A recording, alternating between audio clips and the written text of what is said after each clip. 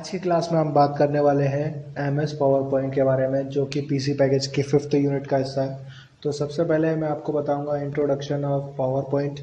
तो power point होता क्यों है और होता क्या है और किस लिए यूज़ किया जाता है, वो मैं आपको बताने वाला हूं।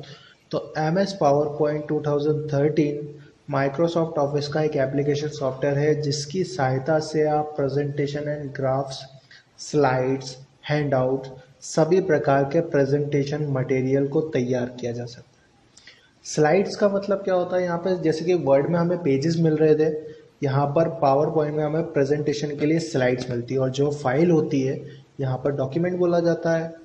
वर्ड में, एक्सेल में आपको वर्कबुक मिलता है, और यहाँ पर आपको मिलता है प्रेजेंटेशन, यानी कि एक प्रेजेंटेशन तैयार करना। तो स्लाइड एक इलेक्ट्रॉनिक प्रस्तुतिकरण है। इसकी सहायता से हम अपने विचारों को बहुत अच्छी तरह से व्यक्त कर सकते हैं। इस प्रेजेंटेशन को कंप्यूटर स्क्रीन, प्रोजेक्टर पर चला सकते हैं एवं वेब पर पब्लिश कर सकते हैं। तो ये प्रेजेंटेशन में आपको दिखता कैसा है पावर पॉइंट, वो मैं आपको बता देता हूँ। तो इसको स्टार्ट करने के लिए आपको जाना है ऑल प्रोग्राम्स में। यहाँ मिलेगा आपको MS ऑफिस 2013 और यहाँ पे मिल जाएगा पावर पॉइंट। तो ये कुछ ऐसा आपको दिखाई देगा। ठीक है, तो अब आगे बढ़ते हैं हम। तो इसका प्रयोग शिक्षा, व्यवसाय, मेडिकल, इंजीनियरिंग एवं शोध के क्षेत्र में किया जाता है। ठीक है, कहने का मतलब ये है कि इसकी कुछ फील्डें हमने बता दी है कि कहाँ कहाँ इनका स्कोप होता है, स्कोप है इसमें, या इसमें आप कहाँ कहाँ इसको यूज़ कर सकते हो। तो इसमें सबसे पहले कई प्रकार के टेम्पलेट के डिज़ाइन स्टोर होते हैं, जिनका प्रयोग करके हम अपने प्रेजेंटेशन को कम समय में बहुत अच्छा तैयार कर सकते हैं। यानी इसमें ऑलरेडी आपको प्रेजेंटेशन के लिए टेम्पलेट्स मिल जाते हैं कुछ इस तरीके के। ठीक है, उसके बाद अगर आप फिर भी है ना, मतलब पुराना ही अपना ब्लैंक ही लेना चाहते हो तो ब्लैंक भी ले सकते हो।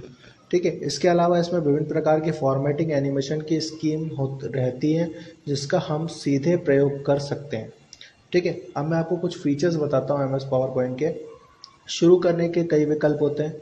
एक खाली प्रस्तुति को साथ खोलने के बजाय पावर पॉइंट 2013 को टेम्पलेट, थीम, रिसेंट, ब्लैंक का उपयोग करके अपनी अगली प्रस्तुति शुरू करने के लिए तरीके हैं। ठीक है, तो इस तरीके से आप इसको खोल सकते हो। थीम के साथ खोल लिया, टेम्पलेट के साथ ओपन कर लिया। ठीक है, इसमें बहुत सारे व्यूज़ होते हैं प्रेजेंटेशन के।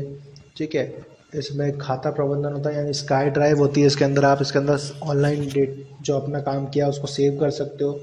ठीक है, वाइड स्क्रीन, फुल स्क्रीन का ऑप्शन होता है यहाँ पे। ठीक है, तो ये कुछ इसके फीचर्स थे। अब मैं आपको बता देता हूँ कि आप MS पावर पॉइंट के साथ काम कैसे कर सकते हो। ठीक है, तो MS पावर पॉइंट के साथ काम प्रस्तुतिकरण का एक सॉफ्टवेयर है। तो जाहिर सी बात है कि यहाँ पर हम एक प्रेजेंटेशन ही बना सकते हैं। तो सबसे पहले जब हम पहली बार पावर पॉइंट 2013 खोलते हैं तो आपको स्टार्टअप स्क्रीन दिखाई देती है, जैसे कि अभी मैंने आपको पहले भी दिखाई। यहाँ पर एक स्टार्टअप स्क्रीन हमें दिखाई दे रही है। ठीक है, यहाँ से आप एक नई प्रस्तुति बना सकते हैं। जैसे मैंने यहाँ पर एक नया स्लाइड प्रेजेंटेशन ले लिया है। ठीक है, या टेम्पलेट को चुन सकते हैं या फिर खाली कुछ भी ब्लैंक भी ले सकते हैं। ठीक है, आपको एक नई प्रस्तुति दिखाई देगी। ठीक है, ये कुछ दिखाई दे रही है हमें प्रस्तुति। पावर पॉइंट के साथ काम करने के लिए हमें यहाँ पर एक रिबन मिलती है। ठीक है, यहाँ पर हमें कुछ मेन्यूज़ देखने को मिल जाते हैं। यहाँ पर सबसे ऊपर टाइटल बार देखने को मिलता है। ठीक है, और उसके सब मेन्यूज़ हमें देखने को मिलते हैं, यानी कि इनको कमांड बोला जाता है। ठीक है, तो यहाँ पर आपको सिंपली करना क्या है, इनका यूज़ करके काम कर सकते हैं। वर्किंग विद और एरिया ऑफ यूज़ है जो है वो ये रहेगा कि यहाँ से हम इसको पे काम कर सकते हैं। यहाँ पर टेक्स्ट बॉक्स दिया हुआ है, यहाँ पर रिबन दी हुई है, इसमें अलग अलग मेन्यूज़ दिए हुए हैं आपको, जैसे होम मेन्यू है, इंसर्ट मेन्यू है, डिज़ाइन मेन्यू, ये तो सब में कॉमन है। लेकिन यहाँ पर आपको ट्रांजैक्शन, एनिमेशन, स्लाइड शो, ये नए मेन्यूज़ देखने को मिलेंगे। अब मैं आपको बताता हूँ क्रिएट अ न्यू प्रेजेंटेशन, यानी कि हम एक नया प्रेजेंटेशन कैसे तैयार कर सकते हैं। तो नया प्रेजेंटेशन हम यहाँ पे ऑलरेडी एक प्रेजेंटेशन ओपन कर चुके हैं। तो आपको क्या करना है कि सिंपली अगर आप भी नया प्रेजेंटेशन ओपन करना चाहते हो तो आप जाओगे फाइल मेन्यू में, यहाँ पे न्यू का ऑप्शन मिलेगा। जैसे मैं ये थीम वाला आपको कोई भी एक दिखा देता हूँ, तो यहाँ पे मैं एक थीम वाला चूज़ कर लेता हूँ, ये एनिमेशन में। यहाँ से मैं बोलूँगा इसको क्रिएट। अब यहाँ पर आपको ऑप्शन में मिल जाएंगे कलर ऑप्शन, या आप कौन सा कलर ऑप्शन लेना चाहते हो। मैं यही कलर ऑप्शन यूज़ कर रहा हूँ। ठीक है, तो जिससे क्या होगा, मेरे पास एक स्लाइड ओपन हो जाएगी। अब इसके बाद मैं क्या करूँगा अगर इस पर कोई काम करता हूँ, जैसे फॉर एग्जांपल मैं यहाँ पे कुछ टाइटल वगैरह लिख देता हूँ, जैसे मैं यहाँ टाइटल में लिख देता हूँ MS वर्ड, ठीक है। तो ये मैंने, या फिर मैंने ये टाइटल लिख दिया। अब इसके अंदर मैं क्या बताना चाह रहा हूँ आप लोगों को, तो मैं उसका सब टाइटल लिख देता हूँ। तो यहाँ पे ले लिया मैंने मेल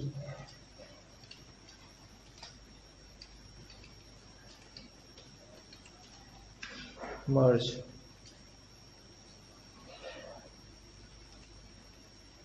ठीक है। ये मेल मर्ज मैंने ले लिया। तो ये एक मैंने एक स्लाइड पे अपना जो भी मेरे को लिखना था एक टाइटल स्लाइड पे, वो मैंने अपना लिख लिया।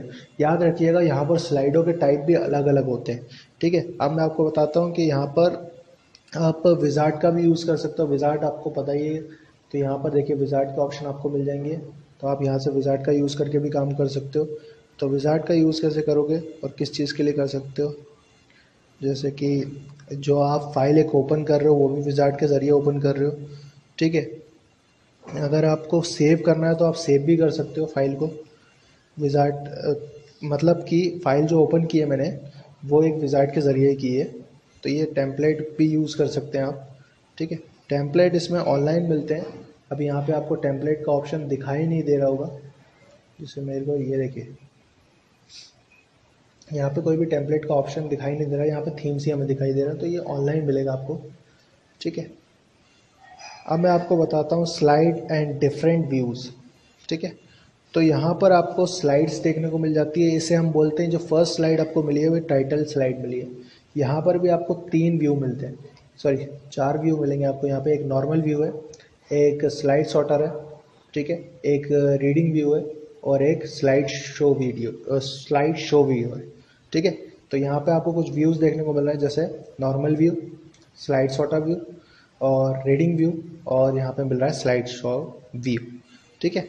तो नॉर्मल व्यू क्या करता है, यह एक डिफ़ॉल्ट व्यू होता है जहां आप स्लाइड बनाते हैं और संपादित करने के लिए आप स्लाइड पर स्लाइड नेविगेशन में स्लाइड भी जा सकते हैं, ठीक है। स्लाइड सॉर्टर व्यू में आपको प्रत्येक स्लाइड एक साथ दिखाई देती है, जिसमें एक थंबनेल की तरह ये आपको दिखाई देगी, ठीक है। रीडिंग व्यू में आप डेटा को रीड कर सकते हो, ठीक है। और प्ले स्लाइड शो, यानी कि अगर आप बड़ी स्क्रीन पे आपकी जो प्रेजेंटेशन है उसको देखना चाहो तो उसकी शॉर्टकट की होती है F5, जिसमें आप प्रेजेंटेशन को व्यू कर सकते हो कुछ इस तरीके से, जैसे मैंने आपको करके दिखाया। अभी एक ही स्लाइड है मेरे पास और ये यहाँ से ख़त्म हो गया, ठीक है।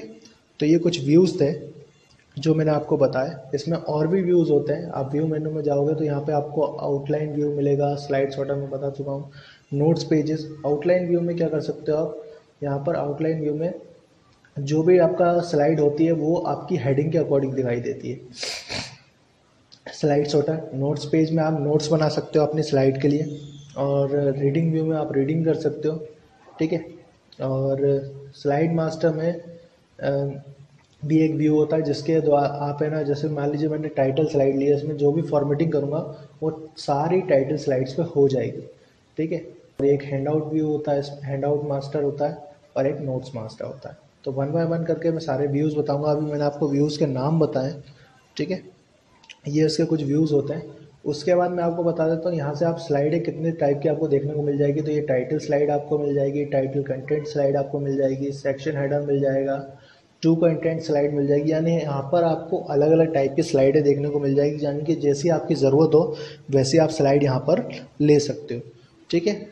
तो ये कुछ स्लाइडें हैं, यहाँ से जैसे मैं चूज़ कर लेता हूँ। देखिए यहाँ पे मैंने विद टाइटल वाली एक स्लाइड ली है और 2 टाइप के कंटेंट है यहाँ पे। कंटेंट में मैं टेबल भी ले सकता हूँ, चार्ट भी इंसर्ट कर सकता हूँ, स्मार्ट आर्ट भी ले सकता हूँ, पिक्चर भी ले सकता हूँ, ऑनलाइन पिक्चर भी ले सकता हूँ और वीडियो भी ले सकता हूँ।